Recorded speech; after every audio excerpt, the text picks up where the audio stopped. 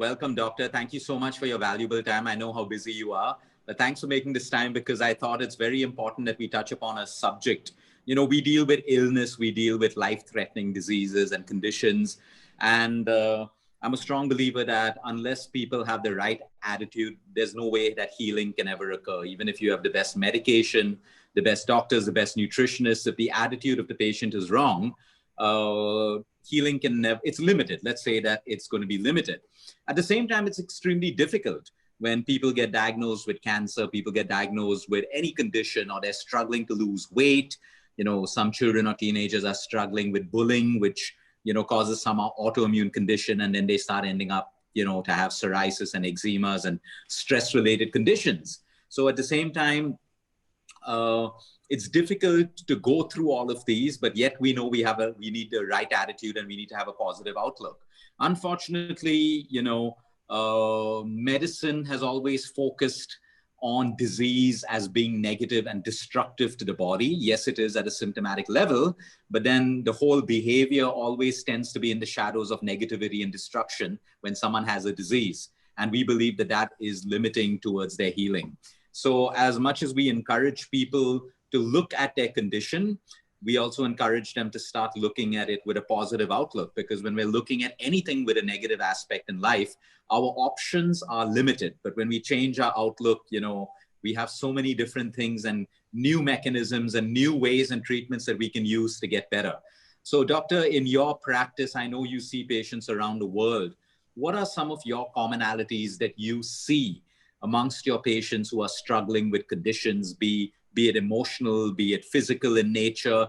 What are these commonalities that you see, and how do you help people overcome this? Thank you so much, Luke, for that question, for the warm welcome. I'm going to put aside your question and comments just for a second to express some of my feelings just in the line of being authentic and being able to connect with people virtually. I can't see everyone, but I think it's very necessary I communicate with where I'm coming from. I'd love to say that I'm so grateful to have gotten a spot with you on your team, to be able to work with such a renowned wellness organization that you've put together. And I am, but honestly speaking, my emotions at the moment are just thrilled and excited and feeling humbled and quite inspired. That said, I'm going to attempt answering your question. It's got so many layers to it. I think one of the commonalities that stands out to me, and that has also been the work of my life, is a dearth in self-work, a dearth in self-awareness, acceptance, and just cultivation of good choices. And this is no judgment on whether a person is good or bad, cool or not, educated, exposed or not. It's just by the form of our experiences, our exposure, sometimes opportunities, sometimes trauma, attachments or a lack of it when we were children. For various reasons, we are able to be to do self-work or not. And I really relate that to wellness, which is why I'm so happy about being in this space with you, because I feel like I've hit home when you were talking about how you also focus on positive attitude and just the outlook that people have towards disease and health. And I feel really connected with the way you work on that point, because I feel what's necessary is an optimistic outlook towards wellness. Now, to teach John Latin, we need to know both John and Latin. So we need to talk about both optimism and wellness. And like I said, that's been my life's work. Wellness, I correlate with self-work. Whenever there is a dearth of, self-awareness, who am I? What do I bring to the table? What am I doing in this situation to make it challenging for myself? What obstacles am I presenting? A lack of self-acceptance, just being mean to ourselves, wanting more and more from ourselves, just constantly chasing perfection, which is nothing but a fantasy. And also sometimes just lack of goals or cultivating something beautiful or your own uniqueness in you. These do manifest in the form of disease. So whether that disease is, bio, psychosocial, how you connect with yourself, how you connect with other people, how you connect with the community or the world will have a manifestation um, in the general realm of wellness, health, and disease, all three being three separate areas. As far as outlook is concerned, yes, that is something that as a practitioner, as a healer, I do work on in trying to get people to see what is that one thing that's going right for me right now. Um, you're right in your use of the word positive attitude, and a hope, a belief system that there has to be something good in this challenge, there has to be something good in this situation, and that helps people cope with situations better, reduce stress, and you know what that means, less cortisol, all of the good hormones in play, so many other things, and related to your work, better gut health, better health in every possible way. Yeah. And that is how I relate optimism to wellness, again, health and disease. Awesome. No, I like what you touched upon, and I like what you said about chasing, chasing trying to be perfect is just a fantasy. I think there are just too many people out there who need to divert that energy into excellence rather than just chasing perfection, because it never exists and it causes so many residual emotions that actually make our patients sick. But I have had the privilege to know and talk to a lot of the patients that you've treated over the years, and they tell me about this amazing ability that you have to help them change their mindsets and belief systems. Like, I think the biggest thing is when someone comes to us with cancer, the first mindset is, oh, we're going to die. How soon? When? With suffering. And, we need to tell them that it doesn't work that way. Otherwise, there wouldn't be millions of people who are today in remission. Some of them didn't even go through side effects of the treatment and they're absolutely fine. But that mindset is so powerful in them that it actually drives them to manifest everything. There have been placebo studies of people who have been given a placebo chemotherapy, but they've taken it with fear and they've actually lost their hair when it was a placebo. That's how strong the mind is. So we know that to bring about healing, people need to change their outlook towards the disease. Diabetes doesn't mean amputation of your leg at some point in your life. Cancer doesn't mean death. It's not a death sentence. Yes. Obesity or having excess weight doesn't mean that you will never find love in your life, or that your bones are going to become brittle and you're going to fall down and break all of your bones. So how do you help people change these mindsets and these belief systems? Because like you rightly pointed out, it also involves our childhood. So like if there's a child who's grown up watching, let's talk about a young girl who's grown up seeing her mother so conscious about her weight and fad dieting and crash dieting. The young girl grows up with an insecurity about her own body, and she's so stressed out to be thin or to have that slim body, that she starts putting herself under peer pressure, and then she has PCOD and all of those issues. So a lot of it starts from childhood. How do you help people to address a change in their belief systems and in their mindsets? So I'm going to try and squeeze in like 4 or 5 sessions of therapy worth of Just give us a gist of it. I will. I really appreciate that question because it's so up my alley. I enjoy doing this work so much. So I'll first talk about perfection. I think that is a very, very common concern leading to multiple manifestations. I think it's also important for us to normalize that expectation of ourselves. A very large cluster of personalities, which are known as personality type A's, have this requirement to do things right, even if we don't use the word perfection. Then there is a cluster, which is a cluster B, that has a expectation of perfection from others. So type A, very quick to get anxious and the related disorders. Type B, very quick to get angry and the related manifestations. So clearly, this expectation or demand can lead to multiple concerns, diseases, relationship problems, just social problems, even growth, learning, multiple concerns, right? Then you also spoke about how we have a tendency to think of the worst, and interestingly so, our brains are wired to think negatively. Our brain is very quick to think of negative consequences. That whole half glass full, half glass empty thing, but theory, and we have a tendency to look at the empty space. Now, all of these come under a category of cognitive errors. We call them thought errors or thinking errors. And you mentioned that I do a lot of this cognitive work. I bank heavily on it because I feel that it is our thoughts that manifest into emotions, which manifests into actions. Now, I put diseases, observable behaviors, relationship problems, crying, hitting, spanking, all of that as a report card, just a consequence of emotions. But furthermore, emotions also have a cause, and this cause is our own thinking. I know I'm going really fast over this. Usually takes me lots of sessions to establish this, but we do it with a lot of examples and whatnot. But essentially, we have to remember that it is our own thoughts that's triggering emotions, that's triggering our quality of life, right?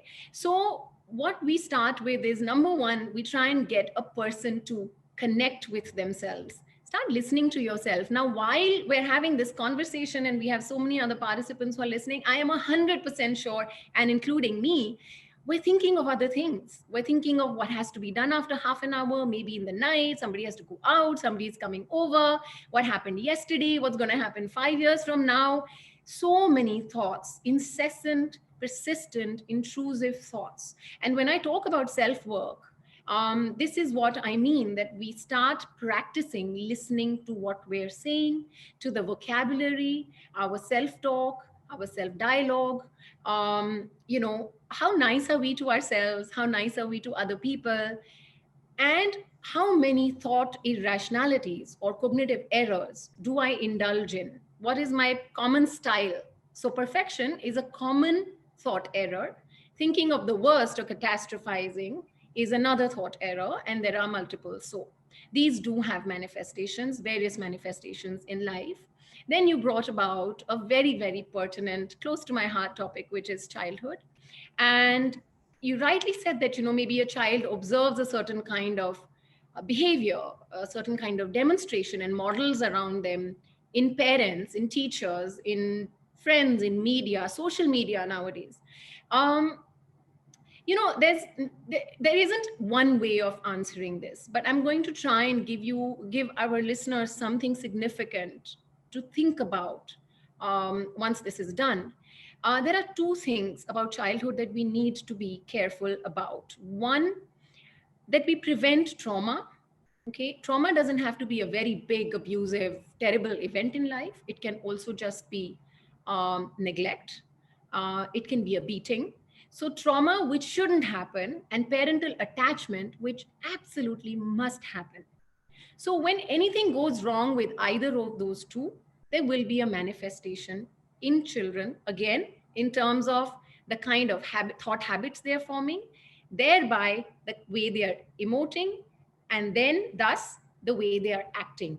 So, if I'm a child or a teenager who is developing an eating disorder or a body image concern or a social image concern, or an outright, some kind of obesity or some other kind of disease, clinical concern, that is a manifestation of some emotion. It could be a childhood trauma that happened. It could be a lack of parental attachment or acceptance that happened, and which led to me thinking in a certain way.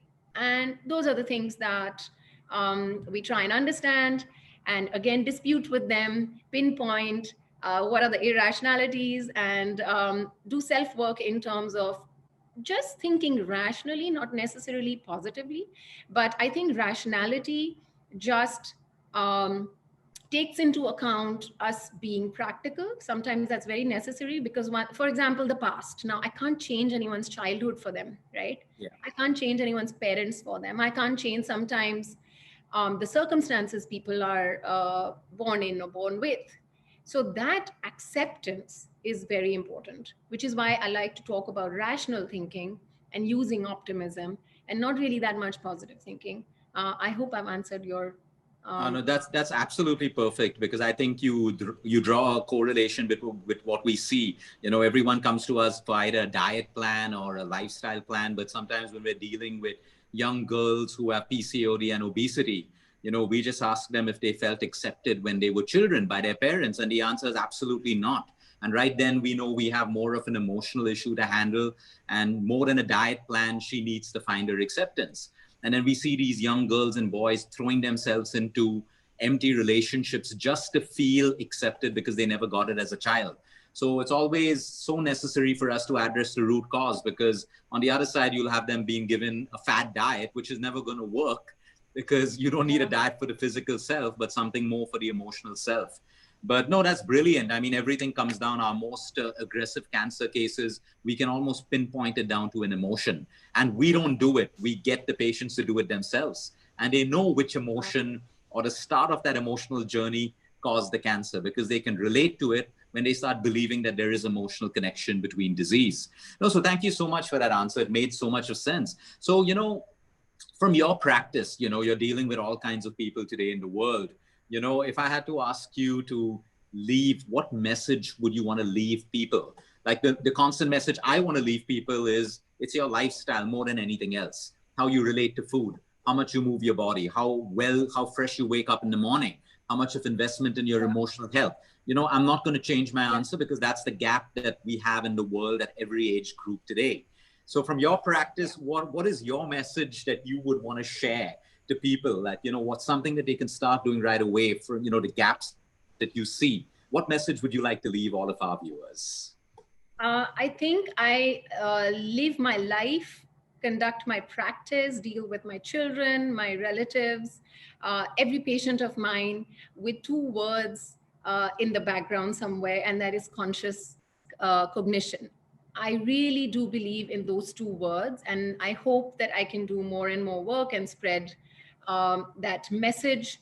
And I think what that really translates into is conscious cognitive self-work. Consciousness is to be able to be in the moment, to be able to be mindful, to be able to be connected with yourself, to be able to then connect with your cognition.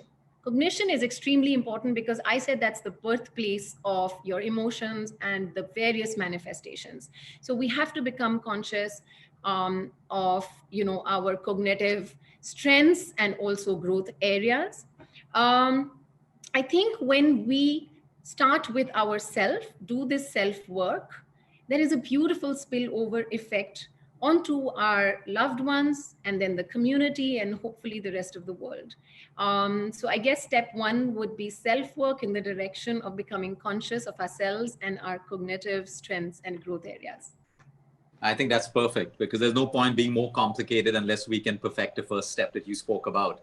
And we look forward to, you working very closely with all of our patients around the world, because I think you'll add so much more value to help them to make these changes in their mindsets, and even address the root cause of their emotions.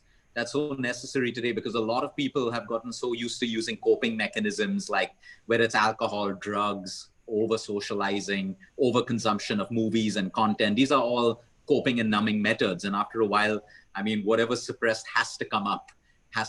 So I think we're going to rely heavily on you helping us with all of those cases. No, but thank you so much for this. And we will reach out to you for more time, because this is what everyone looks forward to. I think you've given a lot of us hope, because when we only look at our problems, we see them in a negative light. We always think our problem is the worst problem. But I believe that the most complicated problem has the most easiest solution and the most easiest resolution, if we're able to do exactly what you said, self-work with consciousness.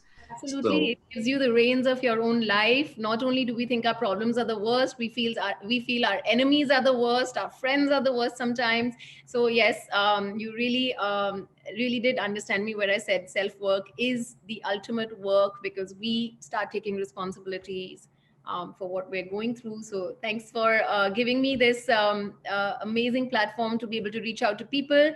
Like I said earlier, I'm so thrilled because there are people who are already in some way suffering who reach out to you. So you already filter that to me and you give me that work to do.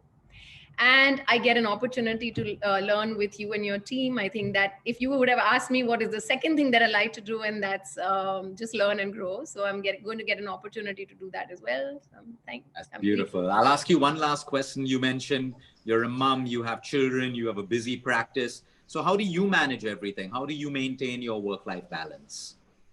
I think I prioritize my connect with kids a lot.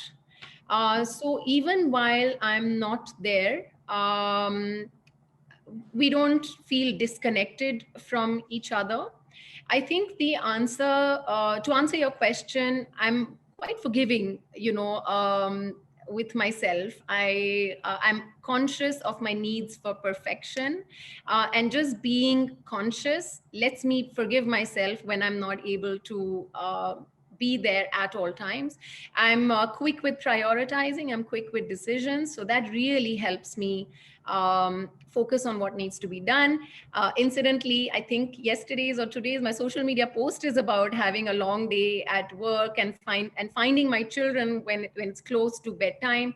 So I'm aware of I'm conscious of myself. I'm conscious of my self-talk. When I see them, I'm not guilty about the day that's already gone by. I am in the moment for those 15 minutes with them.